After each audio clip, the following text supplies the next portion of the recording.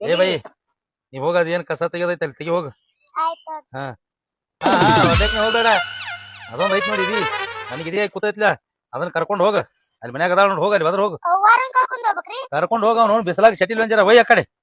ಹೌದ್ರಿ ಅವ್ವಾರ ಏ ಬಾರೋ ನೀ ಇಲ್ಲಿ. ಎಲ್ಲಿ ಕರ್ಕೊಂಡ್ ಬಂದ್ರಿ?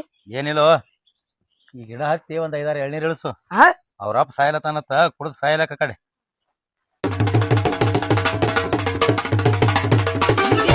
ಹ್ಮ್ ನಾತ್ಬೇಕ್ರೆ ಹ್ಮ್ 16 ಹಲ್ಲಿ ನುಚ್ಚಿನ್ಕೈತೇನ್ರಿ? ಎದಕ್ಕೋ ಹತ್ತಾಕ್ರಿ. ಏ ಯಾ ಹುಚ್ಚ ನನ್ನ ಮಗ ನೀ ಆ ಹುಚ್ಚನ ಕಿತ್ತಂದ್ರ ನಿನ್ಯಾಕೆ ಏರಿಸ್ತೀನಿ ನಾನೇ ಏರ್ತಿದ್ದೀನಿ.